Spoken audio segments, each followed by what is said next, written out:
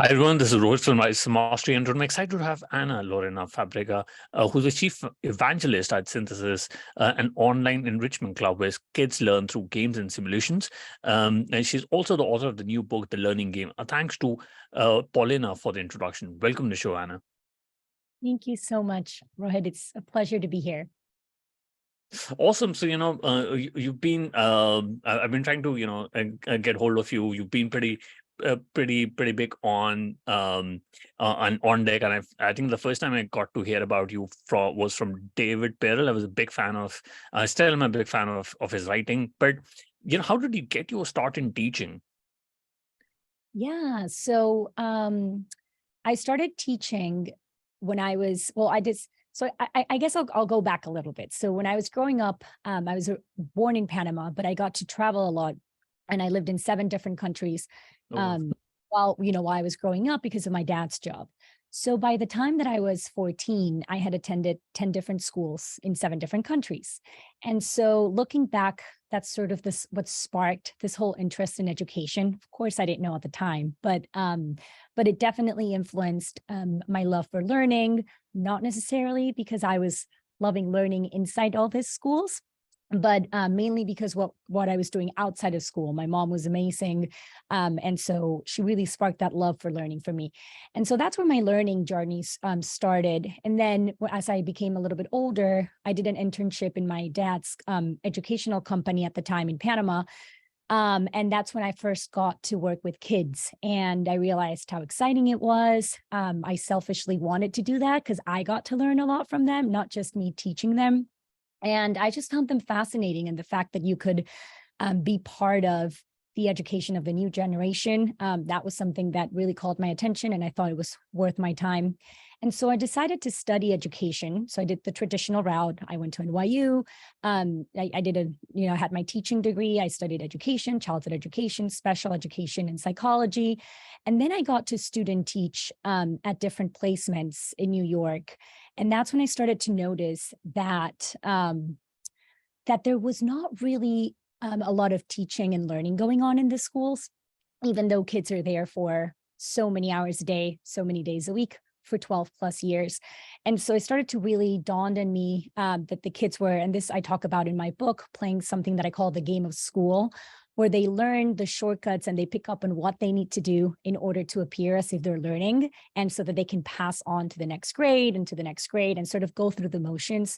But there wasn't that spark for learning, and that curiosity and that desire to, do things just for the sake of it. It seemed very scripted, because it is. And so I started to sort of lose that desire to work at a school setting, but I wasn't sure what to do or where to look, or what were my other alternatives, right? I knew I wanted to work with kids, but not in a school system. I just didn't know where to look. So I went ahead and had my classroom, and I taught in New York, in Panama, and in Boston for a few years. And that really, even though I tried to do things differently in my classroom, it's really difficult to focus on the things that I thought were worth my kids' time, and the things that were actually going to prepare them for the real world. And what I was seeing that successful people were doing, it did not really match what I was doing in the classroom with my students. And so after a few years, I made the hard decision to leave the classroom. Again, not because I didn't want to work with kids, but just because it didn't feel right. And so I started to look at what were my alternatives. And so I turned to the internet. And I started, I activated my Twitter account. I started sort of doing the research and seeing what were some alternative learning experiences out there. And I came across David Perell and his work. And he was talking about how teachers were going to be millionaires one day teaching online. And I was like, ooh, this sounds interesting. And so I saw that he was teaching a writing course. And I never considered myself a writer, which is funny because now I have a book coming out. But I was like, maybe this makes sense for me now. I have all these ideas about, what education should be. And I have all these questions that I want to explore. I think that writing sounds like the right place to start. And so I took his course, And it was the first time that I was taking an online synchronous course. And so I saw the power of really working with people from all over the world. And we all came from different fields, but we had like things in common. We were all sort of like seeking to find what we wanted to do next through writing. And so that really introduced me to a bunch of people that I would have never met otherwise. And people that were working on things that I found really interesting. And so I joined this group called, these guys that were working on something called synthesis, and we can talk about that in a bit. And so, but again, all this came from, me building sort of like my ideas around education through this writing course, sharing them with the world, and then attracting like-minded people. And then I ended up joining this startup. And so what I've been doing for the past years is just sharing my thoughts on alternative education, providing hopefully some alternatives for parents who are concerned about the current situation in school for their kids and looking for alternatives, or at least ways to complement their kids' education. And I started a newsletter as part of David's course, like almost 3 years ago now. And then I was very consistent. I wrote it every Friday, or almost every Friday. And eventually, I think it was a year ago, publishers started to reach out asking me if I wanted to write a book. And I was like, oh my gosh, like, again, I never considered myself a writer, never in my wildest dreams did I think I was going to publish a book. But I was like, I've been publishing consistently for the past 3 years. I guess I can find a way to turn some of that into a book. And so I was pregnant at the time, so that was a big challenge, but I managed to do it. I had support from everyone, a lot of people. And so, yeah, a year later, it turned into a reality. The book's coming out September 5th. And so that's sort of like the long-ended answer to who I am, what I've been doing, and sort of what I'm working on. Yeah, no, absolutely. It's wonderful to know. And you talked about David Perell. I've been following his journey. I love some of his articles. I know we should have a different podcast on it. But what do you think makes great writing? I've been trying to write on Twitter. I'm a fan of Dickie Bush as well. But something, any advice for listeners who want to write well or write better? You focus on a single niche. And you're known for education and learning, but what advice would you give to podcast listeners who want to write better? Yeah, so the first thing is to try to unlearn everything they taught you about writing in school. Nice. That was the biggest thing for me, especially because I was a teacher that would teach kids writing. And so, that was like my biggest barrier, this whole notion that, you have to write a certain amount of words and use all this robust language and big SAT words, and then, make it long and make it, minimum. All that is BS. And we live in a world that's completely different. People rarely, read emails that are longer than a paragraph. You want to be succinct. You want to go to the point. You want to be as clear as possible. So when I learned that what you need to do is just write as if you were writing for a 10-year-old. Like if a 10-year-old can understand what you're saying, then you're good to go. And again, this doesn't mean you're going to make it like shallow writing. It just means the simpler, the better. People want to understand what you're saying. And you can give examples and you can give stories and you can do it all, but just do it, short sentences, simple, think of a rhythm, think of a story. And so that's one thing. And that was very big for me. The other thing is you don't have to start from a blank page, which again is something that's how most people do it. Like if you think about how I wrote my book, I did not just sit down and start writing a book from scratch. Like I actually went back to all the things that I had written about. And if you're someone who hasn't written anything yet, you have ideas. And so start capturing those ideas, whether it is on your phone or notes, but anything that you're passionate about or interested on, you start capturing those ideas. You write, you can talk about it on your phone, record yourself, or you write notes, or if you have a notebook or however it is. And then it's going to get to a point where you leave those ideas marinate, or you compile more thoughts. You become sort of an expert on whatever it is that you're interested in. And then you get to write about it when you're writing from abundance, not from scarcity, which is something, again, that for me was a big revelation when it came to writing. The other thing is writing will always be really challenging and really hard because, in order to write well, you need to be thinking clearly, right? And so it's always going to be challenging. So you need to know that and plan around that. So have a support system of people that are going to keep you accountable. For me, it was very important having that deadline. Like in David's course, they make you publish something every single week and send it out on a newsletter, and at the beginning it was my mom and my dad subscribed. So I was like, whatever, I'll just write whatever. But eventually people started to subscribe. And so I was no longer writing to mom and dad. And so I really tried to make sure that it was high quality, but at the same time, you can't focus on perfectionism because you have only a week, right? And you need to send, and the importance of shipping your work and putting it out there to get criticized and to get that feedback that's going to make your writing even better. So you sort of have to lose that fear of looking like a fool and just know that, you're never going to put something out there that's perfect and that's, ready. Like every time I send something, I never feel like it's ready. Even with the book, I had a deadline and I think I finished like the day before the deadline. And it never feels ready, but it's, you get it to the place where you're, it's good enough. And Right. so those were a few things, like having that support system, letting go of that, feeling of looking like a fool and embracing it, shipping your work, and then going just for simple, straightforward English or whatever language you're using, but make sure that a 10-year-old can understand what you're saying. So I guess those would be like the big things for me.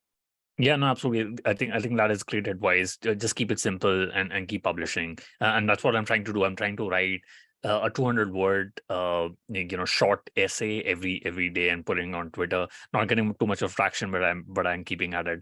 But I want to talk about educational systems. So what do you think are some of the shortcomings of traditional education systems? You started in Panama as well as in US. What are the shortcomings, and what is something which can be done to improve? Yeah, well, how much time do you have? Because we could, the entire hour talking about this, but I'm going to try to think of the biggest ones. So one of the biggest ones for me is this idea of grouping kids by age. That's the standard practice, or at least it's been for the past, 100 years. But if you actually go back 200 years ago, before we started with this whole idea of an education system, kids were actually grouped. It was like mixed age groups, learning from each other, teaching each other. So you had kids from different ages. The problem that we have now is that we group kids by age. And well, the first thing is, when in the real world do you only interact with people your age? I can't think of one scenario, other than school, where you're grouped with people only your age, right? So that doesn't quite make sense in terms of like, transferring that to the real world. But also, kids all have different capabilities. They learn at different speeds. And when you group them by age, you're putting a speed limit. You're saying, you can learn up to here. And then, even if you can do more, we're going to leave that for fourth grade. You need to first finish up to here. But what would happen if we removed that speed limit, right? If we just let them go and see until where they can go. I've seen how this works because I've seen schools that do mixed age groups, and at Synthesis, we do mixed age groups. And it's just, incredible. It's incredible how, an 8-year-old can surprise you with the things that they are able to achieve when you don't stop them. It's also incredible because the older kids want to teach the younger kids. And one of the best ways to learn something is to teach it. And so when you see the kids teaching the younger kids, they're crystallizing their learning.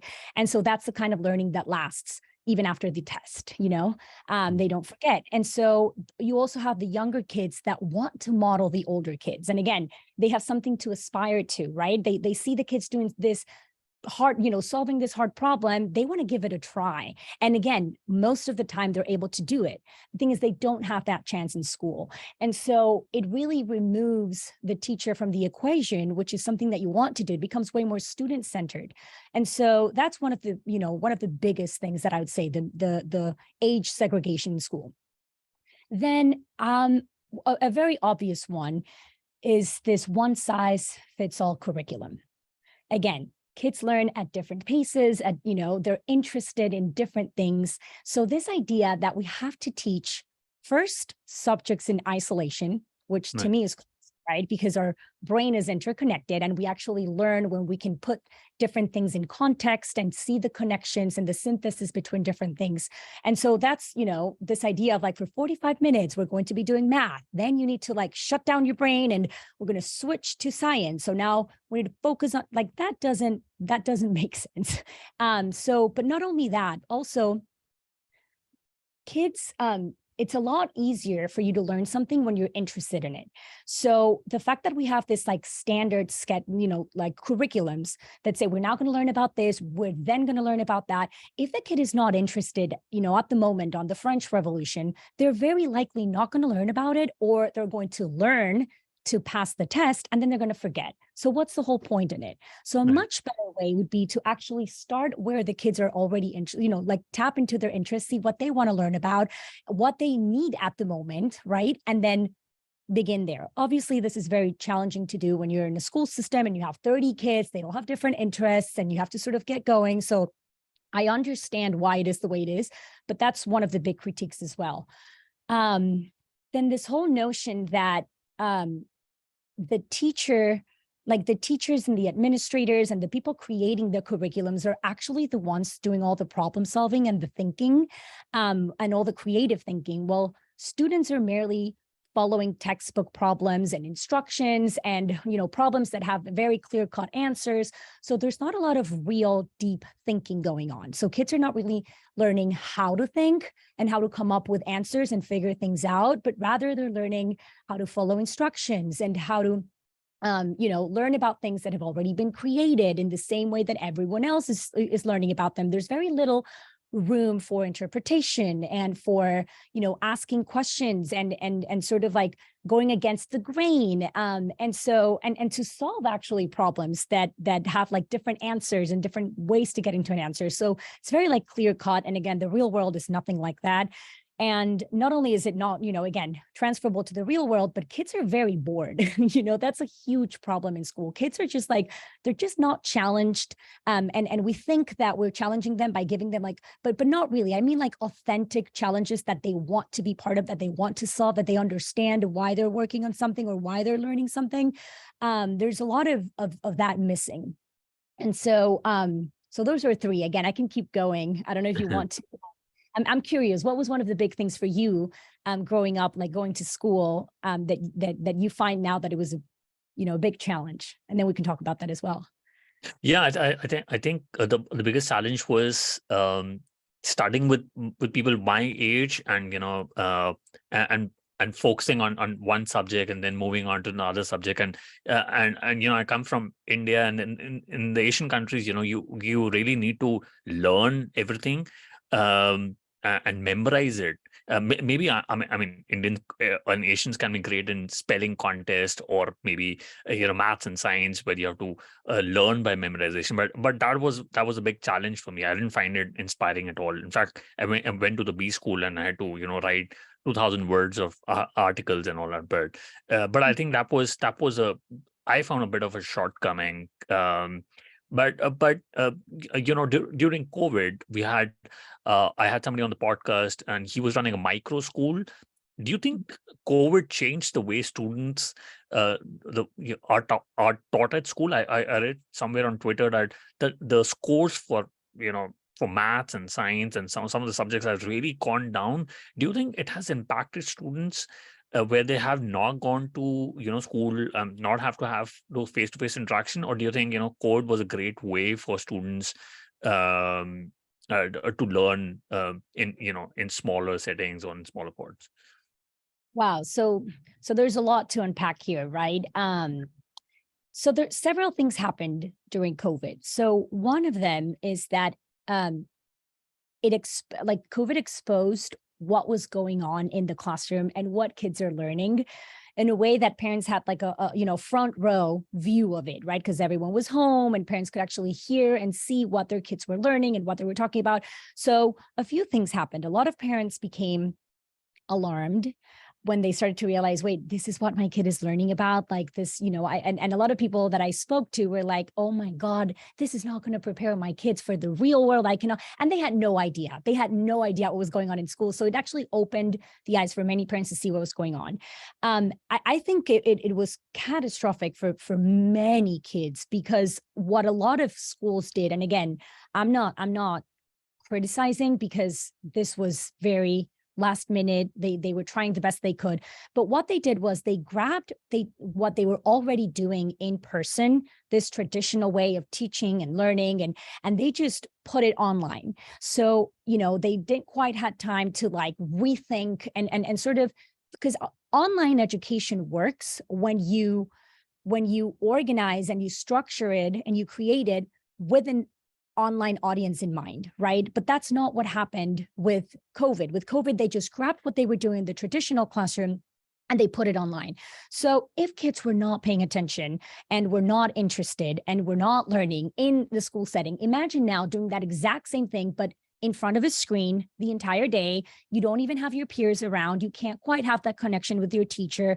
You have all the stress from COVID. So, oh my gosh, like if they were not learning in the brick or mortar setting, like here was even worse. And so the social isolation and the lack of, interactions, like that was all very, very harmful for kids, in general. However, it also inspired a lot of entrepreneurs and a lot of people working in the alternative education space to accelerate whatever it is that they were working on and put it out into the world because people needed options. So a lot of parents got a taste of what alternative education looks like. What are the options? They tried some good online classes that were actually built for that. They tried the concept of micro schools or learning pods, which I find fascinating, which for those that, are listening and don't know, it's when you grab like 8 to, 9 students or it can be a little bit more, a little bit less, and you cater a curriculum for them and they get together at a home, at a church, at a space, and they get to like work through projects and do like, learning for a few hours a day. I find that great. I find that fascinating. So it did, like micro schools gained a lot of popularity, and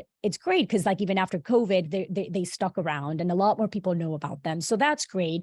And so in the sense of alternative education options, I think that it did bring awareness to a lot of people that did not know. And now with the whole like school choice, like people are actually starting to turn to alternative education options, which is great. So that was sort of the positive side of COVID. But again, the negative side, which I talked about at the beginning, I think it was very detrimental. Right. And do you think kids are more engaged with video and audio, and should they be playing video games? I think the kind of revenues which video games make is I've heard is more than what the movies make. But should kids really be playing video games? So again, this is a very interesting question and something that I've been exploring for the past years, and it's a controversial question. So if your kid is not interested in video games, then I'm not saying go ahead and introduce them to them and push them to play. Like, no, that's not what I'm saying. Like, you should just let your kid do whatever it is that they're interested in. But there are a lot of kids that play video games, and there's this whole stigma around it. But when you actually stop and look at what kids are doing, there's a lot of interesting things, especially when it comes to learning, that's happening with video games. So first, video games teach kids to teach themselves new skills. So that in on itself is fascinating, right? Because kids are learning how to teach themselves. And this is something that transfers to real life. So they learn that they can basically teach themselves anything. A lot of kids don't develop this skill in school. And so that's one thing. The other thing that I find fascinating is I'm a big believer that kids have to practice and be exposed to failure in a positive setting when they are young. Even if they don't want to be entrepreneurs, like everyone needs space practicing how to fail, how to pick yourself up, what to do about it, how to manage those feelings, because you're going to fail a lot during your life. And when you're a kid, those failures are low stakes, right? Like you don't have, a marriage on the line or a big house to support or a big business like that. When you're little, that's the moment for you to practice failing, and practice it over and over again until you become comfortable with it and you know how to avoid big failures, so that when you become an adult and then you have, high stakes kind of failures, you can avoid those, right? Or at least know how to manage when you do have failures. So video games are a great way to practice failure in a positive light. So if you see kids playing, they can fail 1,000 times and they're like, oh, bummer. Okay, here I go again. I will, this time I know what to do when I fall here, or they pick up on what they need to do to get better. They are learning and they are, going through this cycle, and they're not discouraged when they fail. If you look at what happens when kids fail in school, It's very different, right? They get marked with a bad grade that goes in their report card, that's there for the long term. They get in trouble, blah, blah, blah. It's like all this like big pressure that we put. So kids obviously are not going to venture out and try things because they know that it comes with a cost. And so they're not practicing failing. And so they're scared to fail. And to me, this is one of the most detrimental things that the school does, right? Because kids are going out into the real world and they have no idea how to fail and they have no idea what to do when they fail. So anyway, video games give them practice with this. And again, in a positive light. The other thing is, I was talking about how one of the things that I dislike from school is how everything's scripted and everything comes with instructions, and kids learn to not trust themselves. They're like, I need instructions in order to operate. I need somebody telling me what to do all the time so that I know what to do, right? And in the real world, it's like, no, you need to figure things out for yourself, And so video games incentivize you to figure. You don't have somebody telling you what to do. No, kids have to try it. They don't know what's going on. They fail and then they understand and then they figure it out. And so it gives them that confidence. Oh, you know what? I don't know what to do here, but I can learn how to figure it out, And so that's a very important skill. And so that's something else that I find fascinating. And then of course there's the other topic, which is, and I write about this in my book, which is kids need, and adults, we all need autonomy, to feel like control of something. We all need to feel competent, that we're good at something. And we all need to feel this relatedness and this connection to other human beings. So we need these three things in order to thrive. And so if you look at the life of a kid, especially those that go to traditional school, that, everything's becoming more rigid, they often don't get this sense of autonomy in school, right? They have very little choices over the subjects that they learn, how they learn them, how they can show what they learn, or anything, right? And so they're craving this autonomy that they're not getting in school. And sometimes they don't get it at home either. They're also never feeling this feeling of competence, right? Because again, everything is, cookie cut this certain way. And if you are the kind of student that you're very smart, but you don't know how to showcase your learning in the way that they're assessing you in school, it's very easy for you to feel like a failure, like you are dumb, like you don't know because you didn't pass the test, but really you're very smart. You're just not being assessed in the way that you show your real skills. And so many kids are not experiencing competence in school. And then that sense of relatedness where, many parents send their kids to school thinking that they're going to be socializing and being with other friends and developing their social skills. But really, kids have to be quiet, sitting down, listening to the teacher. Then they quickly have to go from one class to the other. They have to be quiet in the hallway, quiet in the bathroom, short, recess is very short. Anyway, so a lot of kids don't feel like they can connect with other kids. And so many kids are not experiencing this very fundamental three things: autonomy, competency, and relatedness. When they go home and they start playing video games, for example, this is the perfect place for them to feel autonomy. They get to choose what they want to play, the character, how they're going to dress them, who they want to play with. They have a bunch of choices, right? They're satisfying this craving that they're not getting in the real world. Then they get to feel competence because, again, they fail, but they go again until they finally succeed, and they feel great. They feel amazing that they're good at something. So they are like, okay, they're feeling that, again, competence. And then the relatedness. A lot of these games are social, so they get to play with kids from all over the world that maybe they have more interest in common than the kids that you have in your school. And so they're feeling this relatedness. This is very common. And so many parents are like, why is my kid addicted to video games? They're not really addicted to video games. They are just getting those three fundamental things that we all need in order to be happy, successful, thriving adults and humans from video games, not from the real world. And so I just wanted to talk about that because it's a big confusion. Many parents are like, it's addiction, but I invite them to stop and sort of like, it's a very psychological thing, and look behind and see why your kid is playing. What is your kid getting from playing these video games that they're not getting in the real world? And so, that's just a very interesting thing that comes up a lot when I talk to parents about video games. Interesting. And what should be done to encourage kids to think for themselves? Is it like a certain age where parents should encourage their children to think for themselves? No, I actually think, I have an 8-month-old at home, and I think you can start at that age. The sooner the better. Nice. And so, and this is very, it's a very intuitive thing, right? It's a lot in school. kids rarely have the chance to question things. And I think that a very big component of thinking for yourself is having the ability to question everything, so that you can form your own conclusions about whatever it is that you're listening or learning but how are you going to do that if you don't have the chance to do that at school? In school, and I was a teacher, so I can sort of like see both sides of it. When you have 30 students and then you're teaching something and you have to move on, and then there's a student that's like, no, I disagree, like that's wrong, like why, and this and that. It's it takes time and it slows down the class, and so many teachers get frustrated. However, this is the kind of and again, we sort of like label these kids as the troublemakers. Oh, they're questioning everything. And so we teach them, no, you don't question authority, right? And again, you don't, it's not only in the classroom, but also in the outside world.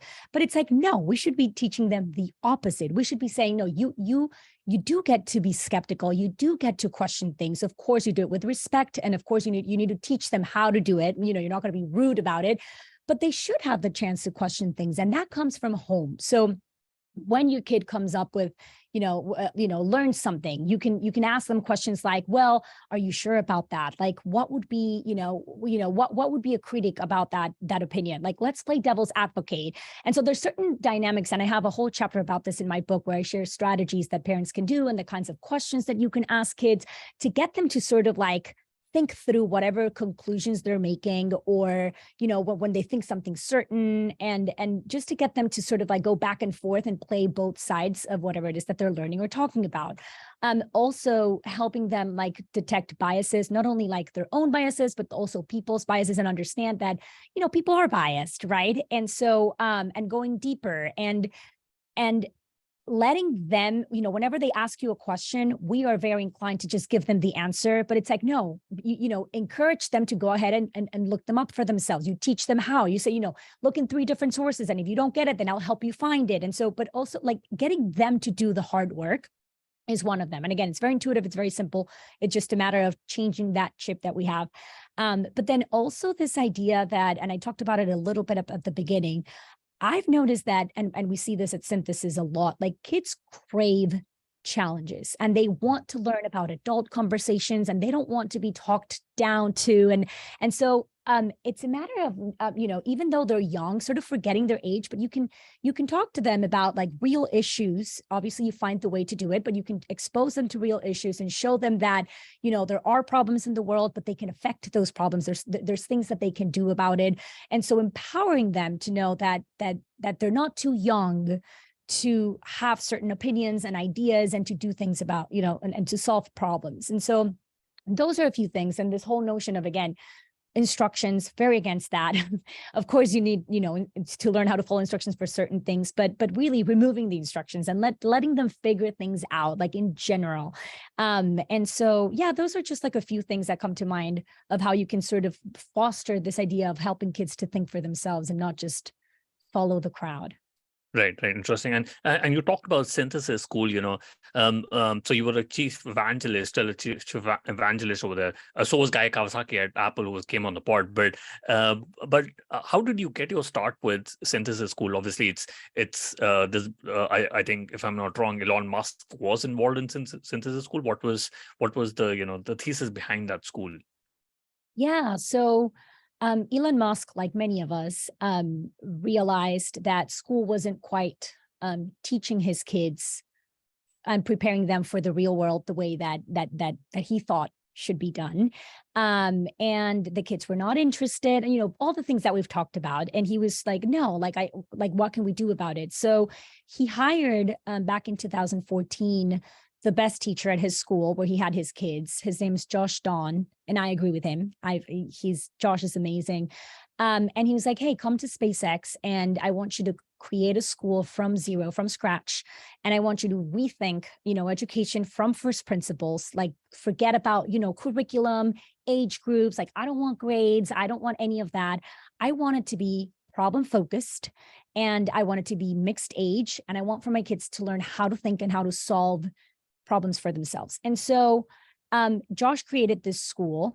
And it was incredible. It was a lab school. A lot of people around the world would come visit and sort of see, a lot of people in the education world, what it is that they were doing that they could bring back to their schools and this and that. And there was one particular class called synthesis, that it was simulations that Josh would create in person, with real problems that kids had to solve in teams and compete against each other. And so the kids were developing a lot of soft skills that are crucial to the real world. And so, for example, like how to build a Tesla supercharger. Like if you were to move the SpaceX campus to Texas, like what would be the pros? What would be the cons? How would you do this? Like real things. And then the kids had to sort of like, sometimes it would take days or weeks to come up with the answer. There were a bunch of conundrums. And so there was a lot of real learning going on. And so one of the guys I went to visit, his name's Chris Frank, he was working at another educational education company at the time. And he was like, this is incredible. I cannot believe that only this 48 kids have access to synthesis and to Ad Astra, which was the name of the school. There has to be a way to put this online. And so he spoke to Josh, and it was right into the pandemic, like when the pandemic hit. And so they grabbed synthesis, which was their most popular class, and they put it into software. And so the simulations, instead of being in person, they were now on software. And so you had kids from all over the world joining these sessions and thinking together to solve these problems. And it was mixed age groups. And so they invited me to join one of the beta testing sessions. So Chris Frank, who's the CEO of Synthesis, he had been following my newsletter and sort of my Twitter account. And he liked the way that I spoke about alternative education. And he was like, this girl would like what we're doing. And he was right. I was blown away. A lot of the things that I talk about of what the future of education should look like or would look like in my mind is exactly what they were thinking about. And again, they were getting started, but their vision was very solid and very aligned with mine. And so I was just fascinated by the fact that the kids were at the edge of their seats, the language that they were using, the empowerment that they felt as they were solving these problems. And I'm talking about 8-year-olds, like from 8 to 14, like you couldn't really tell who was who, like who were the older kids, who were the younger. They were just taking full on control over their learning. And they were learning about all sorts of stuff. We did not give them, instructions. The kids were failing, and their attitudes towards failing were like, oh, whatever, let's keep going. I'm going to figure this out. And a lot of things that I did not see in the classroom, and a lot of excitement and hunger for learning. And so I was just blown away. And so I joined them to sort of like share what they were doing with the rest of the world and help them build their vision. And so that was almost 3 years ago now. And now this year we launched, so we had like all these team simulations with kids from all over the globe that would join and play this different simulations where they would learn mental models and how to extrapolate this to the real world. But now what we're doing is we launched a digital tutor called the Synthesis Tutor this year. And it's just revolutionary because what it does is it teaches, we plan to teach every core subject, like all the STEM subjects. We started with math, and you can actually try it out for free, a demo online if you go to synthesis.com/tutor. But it's fascinating. I invite everyone listening to this to try it out because you really feel like you are interacting with a human. It's kind of crazy. Like the kids actually think that it's a human behind the chat and behind the voice. And they teach you in a way, like kids are learning at a pace that's like, what kids would learn in 3 years in math in school, these kids are learning in a month. And it's just unreal because after they take all the little tests, you ask them a open-ended question, or, you give them a problem where they have to apply what they're learning and they can actually do it, which is one of my biggest frustrations as a teacher, was that after the test, I gave them a problem. It's like, okay, guys, so we learned about this. They did not know what to do. And I was like, you guys aced the test. How do you not know? They all forgot. That's not real learning. Here, the learning is sticking. And so I started to be like, okay, what is it that we're doing that's different? And what happens is that we are using, well, first of all, the way that the tutor works is that we find an expert in a field. In this case, we hired Dr. Tanton, who's like a Princeton PhD mathematics professor that has written a bunch of books. He's not only is he an expert in math and very passionate about his subject, he's also an excellent teacher. So he has that ability to really engage you and entertain you through stories, and has the patience and the examples. And so we record him for hours and hours and hours and hours. And then the tutor picks up on everything from Dr. Tanton. And so when you are learning math, it's now every kid around the globe has access to learning math from Dr. Tanton. And we plan to do that with every subject. And so finally, you have a teacher that's like infinitely patient. I was telling you that when I was a teacher, I would have loved to sit with, little Rohit and stay with you until you understood before moving on, but I could not do that. I had other 29 kids that I had to attend. I had a curriculum I had to follow. So everything was like, let's move on. A lot of kids end up not learning the basics of math, for example, which are fundamental in order to develop a coherent picture of everything. And so here, no, the tutor stays with you as long as you need. And if you're a kid that picks it up really quickly, you don't get bored because the tutor knows that. So they move you on to the next level and you learn the next thing.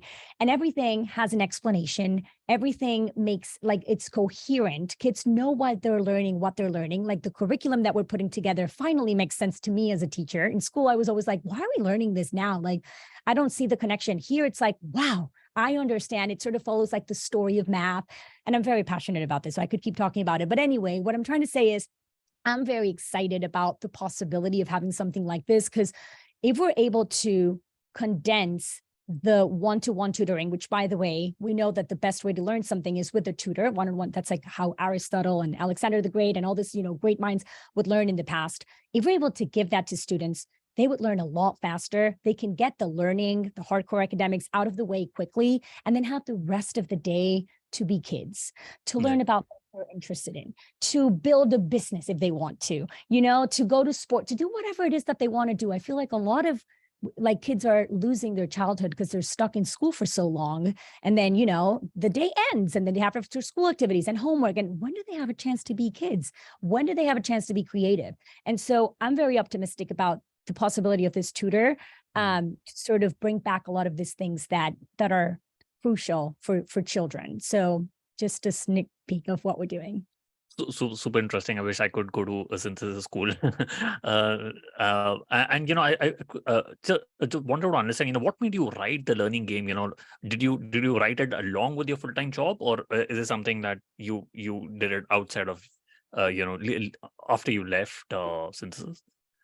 No. So I'm still at synthesis. Oh, so synthesis. I'm part of the founding group, so I'm always going to be at synthesis. Okay. And my role actually is perfect for what I do, because when they hired me or when they asked me to join, they were like, Anna, we just want you to keep doing what you're doing, which is elevating the category of alternative education, sharing with the world what the options are, why the school system is not the only option. And sometimes it's not the right option for every family. For some families it is, but then what are the alternatives, and sort of talk about what we're doing with the passion that I do, because I when I find something that I think is beneficial for kids and families, and that I think is actually, going to advance our mission, which is, to push civilization forward and get kids to be successful, whatever it is that they want to be, then I want to support that. And so that's sort of like everything that I do, everything that I write, everything, all the podcasts that I go on, my book, everything goes back to this idea of, it ties to synthesis, because it's the best example I've seen so far of what the future of education could look like. And a lot of my ideas are implemented at synthesis, and that's what I love about it. So when, again, I was writing this whole time that I was part of, that I've been part of this company, and Right. all that writing, and, when I decided to write the book, what I did was I was like, okay, let me look at all the things I've written about, which are all my ideas around education, and how can I, grab the best of them and compile it into a storyline, and created the table of contents in a way that it makes sense for a book. And so really it was a lot of, and I can combine this write-up with this write-up, and I can expand it into a chapter. And, I can talk about, I had one about failure and quitting. That could be a chapter. So I sort of like saw how I could have my different sections of the book and put it together. So again, I wasn't writing a book from scratch. That did anyway, took a year. But again, it was in line with what I was doing on my day-to-day for synthesis. So everything sort of like comes together really nicely. And yeah, so once I sort of decided on that, I expanded on the chapters, and then I went through several rounds of editing and many people reading my book that I trust, that gave me great feedback, and then it ended up in the final product. So super interesting. And what advice would you give to somebody who wants to write a book? I written a small book, and I think I've got hundreds of edits, and I was like, I'm done with writing a book. I don't think I could ever be an author. But what advice would you give for them? Because you're juggling a lot of things. You're a mother. You have a full-time job, and you also wrote a book. I think you're great at multitasking, but any advice on somebody who's going to school or college or or office, and they want to write a short book? Yeah. So the first thing, I'm a big believer in the power of compounding. Okay. Again, I had said last year, I want to write a book from scratch with Right. all the things I had going on. I mean, I probably would have done it, but not in a year. It would have taken me years to do it. Yeah. But if you focus on doing a little bit every day, and again, it's really hard. Like, it's easy for me to say because I'm like looking back and I'm like, this is what I did. It's really hard when you are like getting started because you're like, this is not going anywhere. But remember that, setting yourself like setting a few, whether it's 30 minutes or an hour or whatever it is you can do. I don't know what people's schedules are, but of writing every day, even if you don't know where this writing is going to take you, if this will be a chapter for your book or not, you don't even know what the book is, just to sit down and do an uninterrupted writing for a set amount of time. And then save it. You don't even have to publish it if you don't want to, although the publishing piece really does help. And I'll talk about that in a second. But just getting in the habit, and even if that doesn't go anywhere, because again, I did this, and a lot of the things that I write about never went anywhere, but they did help me clarify my thinking, or they did make me realize, Anna, you don't know enough about this topic to write about it. So whatever it is, you're going to learn something from that writing, or it's going to be therapeutic. So just like, sitting down and just writing down whatever's on your mind, eventually you will be able to grab and see what works, and just believe in the power of compounding. Don't give yourself, if you don't have the time, a goal like, okay, I want to finish this in 3 months, just see where it takes you and see what happens after a year of you doing this every week. If you want to take it a step forward, share that writing and give yourself a deadline every week. For example, for me, it was every Friday. I had to, read during the week, because reading is really what fueled my writing. Otherwise, I would have nothing to write about, Right. except for my experience. And then write something and ship it, whether it is on Twitter, whether it's a newsletter, whatever it is, you send it out. Because for me, the feedback was huge. I would know when people were like, Anna, this is not interested, because nobody would interact with my writing. I knew when something went viral, I was like, ooh, there's something here. People clearly want to really talk about, like, learn about this or know about this. So I would be like, let me prioritize this. And so shipping for me was huge. But even if you are not ready yet, which I encourage you to eventually get there, but just get into the habit of writing, and then let it compound until it eventually becomes something. And remember that sometimes I think a lot of books should have been articles. So you realize, like, I have something really good, this really good idea, but it's not book worthy, then don't stress about writing a book. Write an article, write a really good article that people are going to read and extract value from it. So, like, not push it to become a book. You know what I mean? Right. So Yeah. that's Interesting. You mentioned about writing article. I'm a fan of David Perell as well as Dickie Bush, who love to write 5,000 or 10,000 words, and they both love to walk. Do you think walking and stepping away from the computer helps you generate more ideas, or do you think that is something which it depends on a writer to writer basis? Sorry, what was the question? That if you have to step away from the computer sometimes? Yes, step away from the computer, making notes, walking. Do you think these things really matter? Oh my gosh. If you ask David Perell this question about me, he would start cracking up, because I could not sit down and write in front of a computer. I love to talk, and that's how I really, get my ideas out. And so I love Otter. I don't know if you know this app. I love it. He introduced me to this app, and I just I have this idea. Instead of writing it down, I will talk about it, and then that transcribes it. And then I'll look at it and I'm like, oh, this idea is great. This idea is great. This should be a tweet. This is going to be my next prompt for my next writing. And so I need to be active. David was the one who made me realize this. He's like, stop torturing yourself. You hate sitting down. You're so active. Why don't you go on a walk and start talking to your phone? And I was like, okay, that changed my life. The other thing is, sometimes I need to like write idea on sticky notes and then put them on the floor and then sort of like look at them from this angle and this, like, I'm very, visual in that sense. And so absolutely, if you're stuck, like, just step out, like, like don't, but everyone's different. Some people, like my husband, for example, he's amazing at just sitting down and he can like sit there and write for 2 hours. I can't do that. Unless I have like a bunch of ideas already. And I'm like, I know exactly what I'm writing about. I'm ready. Then I sit down and I'm like, but before that, I need to be active. So yeah, for sure. Yeah, no, absolutely. Shout out to David, because he introduced me to Otter, and I use it for recording my demos, because I do partnerships and business development. But in your book, you also talk about how kids can take risk and be allowed to fail. And I think there was a very popular story about Richard Branson, who was very young, and his parents would allow him to do things on his own, even when he was 5 years old. Go and take a bus ride, and I found it fascinating. But how do you teach kids to take a risk, and raise them to be successful kids? That is what most of the parents are looking for. Yeah, so I don't think there's like a right answer for this, but a lot we've talked about already, which is this idea of giving them the space to fail, Right. in a way where they're not going to get punished, right? And where there's an adult around, and it's not like catastrophic failure, obviously.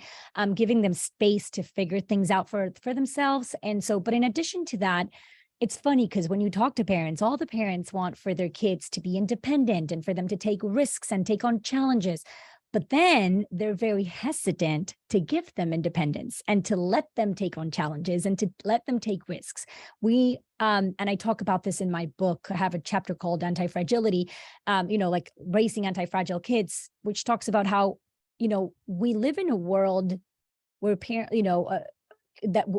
kids are very risk averse and they are scared of trying things out and all this. And I think a lot of it has to do with us parents and the opportunities that we always want to intervene when we see that they're like doing something that it's, slightly dangerous, but not really, And so I encourage parents to actually let their kids try things that are a little bit dangerous, but in a careful way, right? Like if they go to this park and they're trying the high monkey bars, and let them try that challenging thing and let them work. A lot of parents want to just intervene. And we also have this tendency to like jump in and want to solve all the problems for kids. We don't want to see them suffer. We don't want to see them, sad. But the reality is that sad and suffering and challenges, this is all part of the real world. So the earlier we expose kids to these things, it's just like germs, right? Like the earlier you expose kids to germs, the faster they're going to build their immune system. Well, it's the same thing with risks and challenges and, and stress and everything. So obviously you're not going to put them in a super stressful situation, but you can expose them to moderate stress, moderate challenges, and resist the urge of intervening. Of course, it's very hard because we, again, don't want to see kids suffer.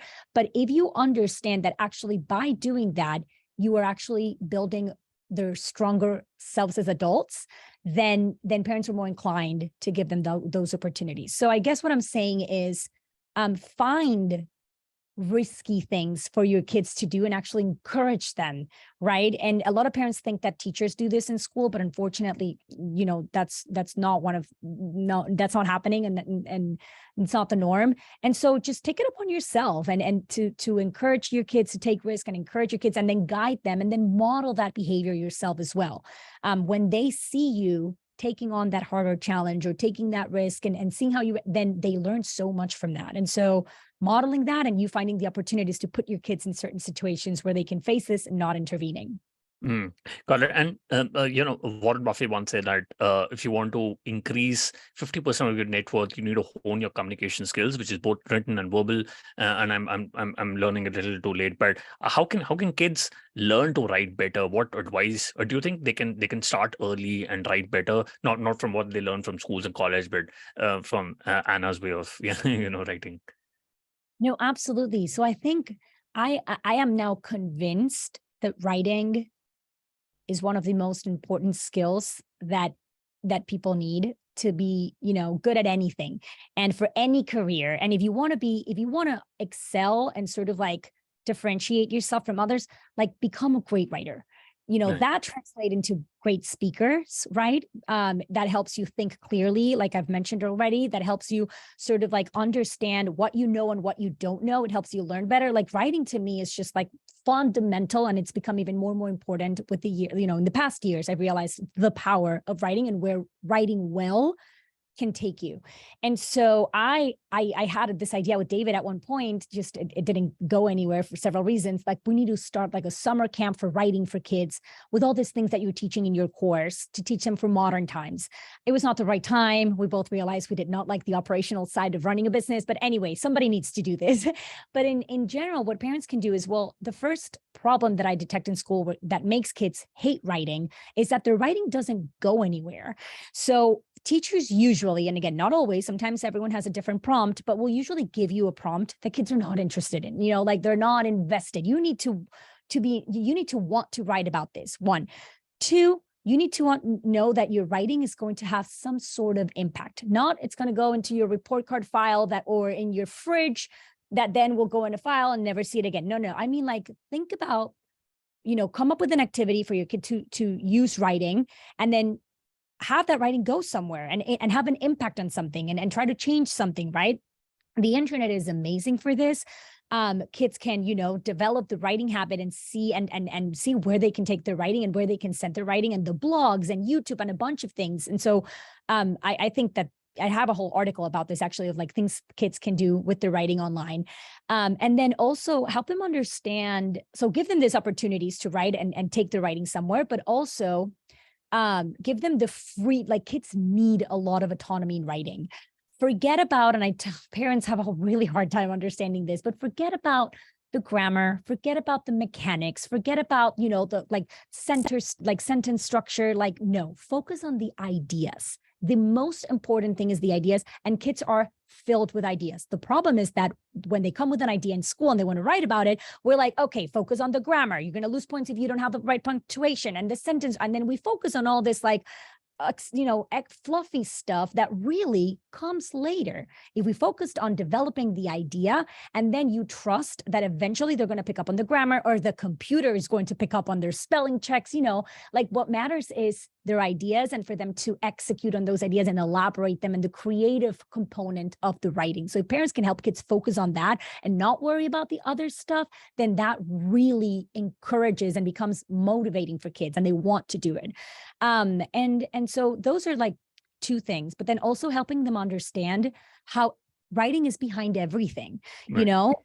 Like, for me, when people ask me, like, how do you do so many things? I'm like, well, it all starts with a piece of writing. And then from that, I grab tweets. From that, I'll do Instagram posts. From that, I'll go on a podcast and talk about this eloquently. From that, I'll do a keynote speaking. From that, I'll do a video for YouTube. It all comes from an article or writing, piece of writing. And so when kids start to understand that, then they're even more excited to get to write.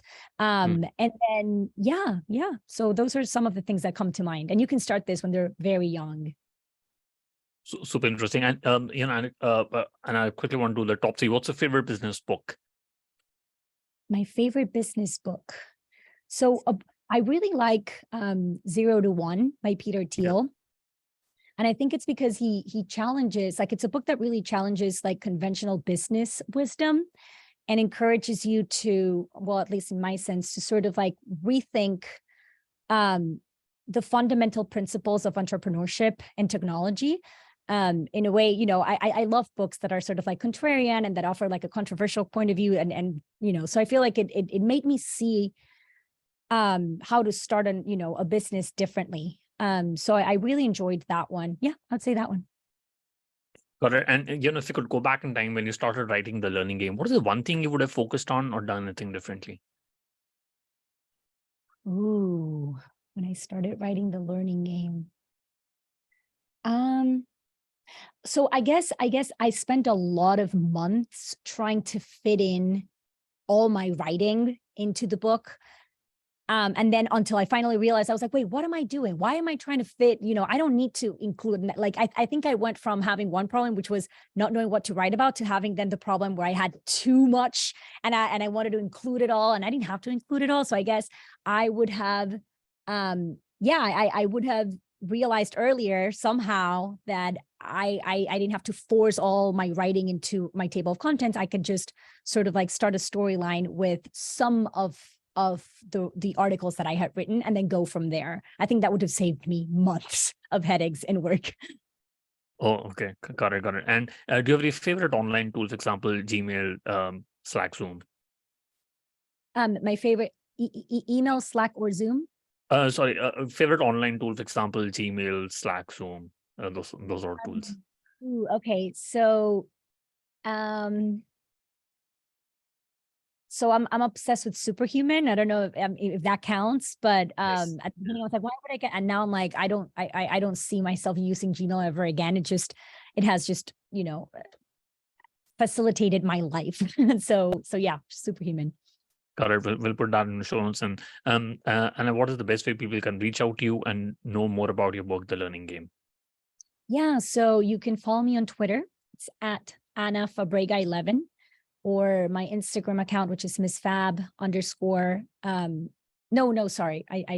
It's oh my gosh, I'm blanking right now. Jordy, do you want to help me? Miss Fab _ Learning Lab. Yep. Okay, there you go.